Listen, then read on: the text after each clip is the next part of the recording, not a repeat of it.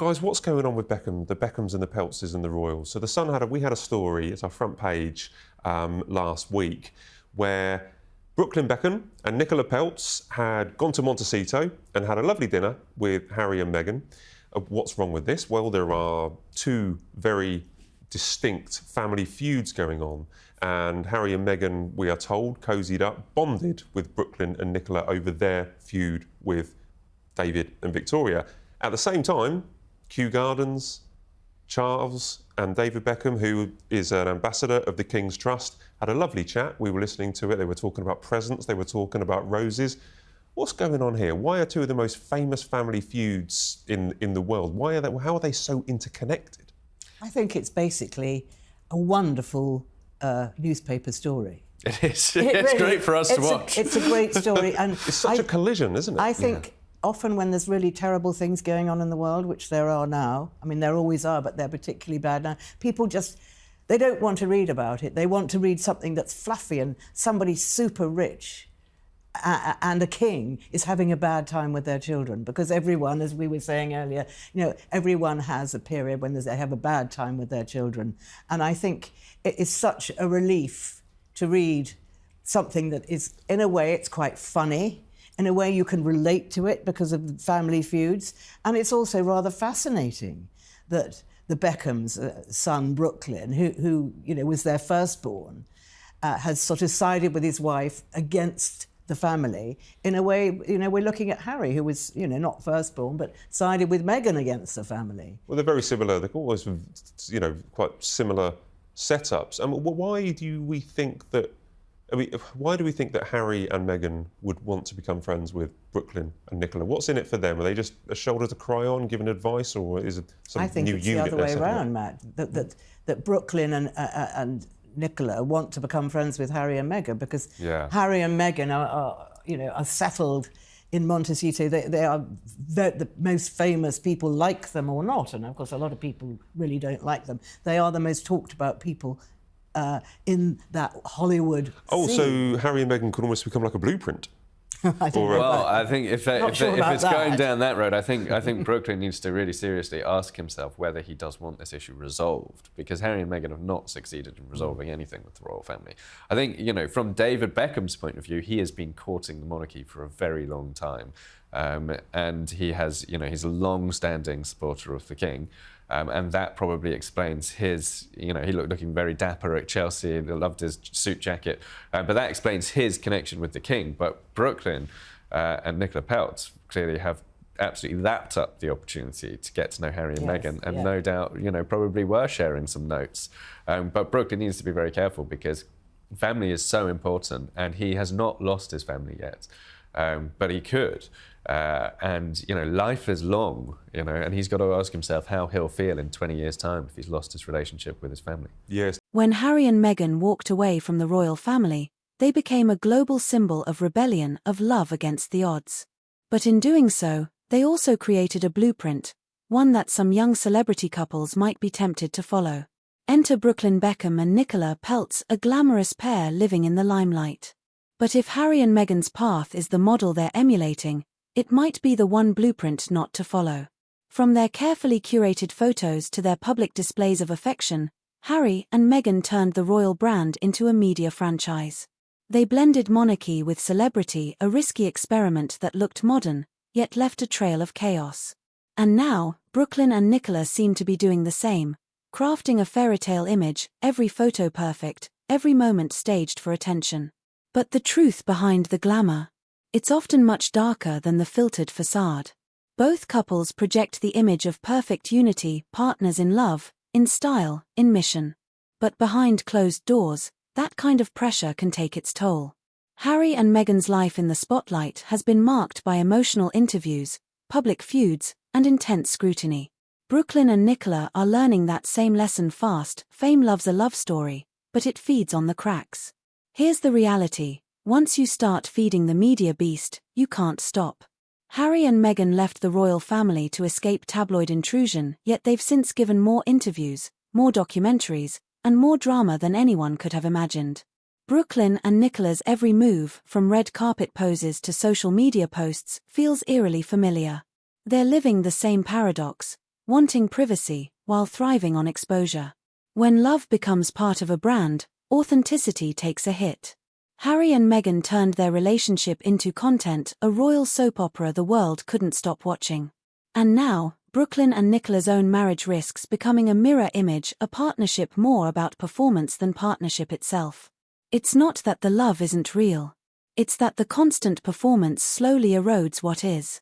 If there's one thing both couples should realize, it's this: attention doesn't equal respect. The public's applause fades quickly, but the damage of overexposure lingers. Harry and Meghan may have rewritten the rulebook for royal rebellion, but the ending isn't exactly a happy one. And if Brooklyn and Nicola follow that same script, their love story could easily turn from fairy tale to cautionary tale. Harry and Meghan showed the world what happens when fame becomes the third person in a marriage. Brooklyn and Nicola might be walking that same path, and the warning signs are already there. After all, not every blueprint is worth following, especially one built on heartbreak, pressure, and the endless chase for approval.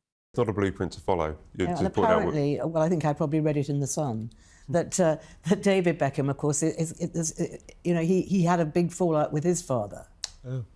You didn't write that, Matt? That wasn't me, but I'll take credit for it if you liked it. Yeah, and that lasted for years, and he just cannot believe that this is happening again, so he's sort of super upset. Yeah. Family risks are relatable, aren't they? I mean, it happens to everybody, but to see the two big celebrity couples going this way, it's crazy. You would think that somebody who is so big would be able to find a solution to these problems, because you could go and you could just speak to, a therapist, like you'd have the money to speak to a therapist or a counsellor or whatever, but it just doesn't go that way. It comes, I think, from people being very set in their ways, and, Harry and perhaps Brooklyn maybe have both just got very rigidly set in a particular mentality that they can't get out of.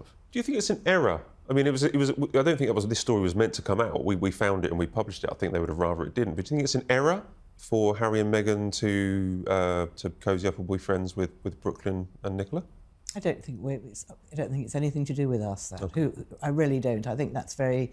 I think I wouldn't feel happy commentating on that, who they can be friends with. I have no problem with them being friends with Brooklyn and Nicola Peltz, but I think Brooklyn, and if Brooklyn and Nicola want to be friends with them, then fair enough. But I think Brooklyn should think very hard about whether, if he is getting advice, about whether that advice is actually good advice. And Meghan was giving advice to Naomi Osaka, the tennis player, who did pull out of the world of tennis. And I'm not an expert on tennis, but I don't think she is still. She was a legendary, iconic. What was Meghan's advice? Well, we don't know exactly what Meghan said, but Naomi Osaka pulled out. She was an absolute set up to be a iconic female tennis player, and she packed it all in because the anxiety was too much for her.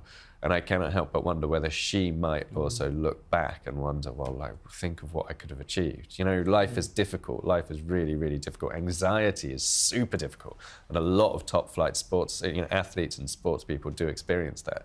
But it's a small window of your life, and would it have been better to just keep going? But we don't know what Meghan told her. Maybe Meghan told her to get back here, to stop moaning and pick your tennis racket up. Doesn't sound like Meghan. Doesn't sound like Meghan, no.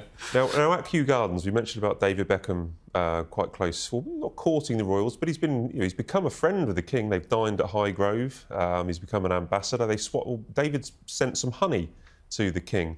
We were overhearing a conversation, and it appeared to be a gift or a present had been shared, or that the King and Queen had possibly sent something to the Beckhams, and David Beckham was wearing the King's rose. It was his 50th birthday, wasn't it? It was his 50th birthday the other week, yeah. Do you think there are gifts shared there between the King and Queen and the Beckhams?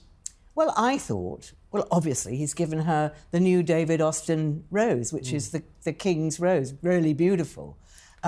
But then it appears that wasn't the case, but no one's going to confirm or deny it, so I don't think we're ever going to know. And then I thought, well, if maybe he sent 50 rose bushes to David Beckham, but you'd think David Beckham would have thanked him, not just personally, but would have just written him a very nice letter.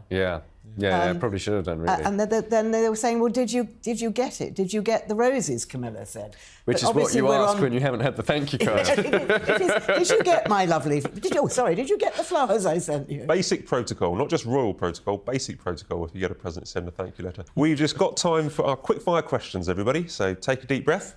What photo would you add to Meghan's 7-year anniversary mood board?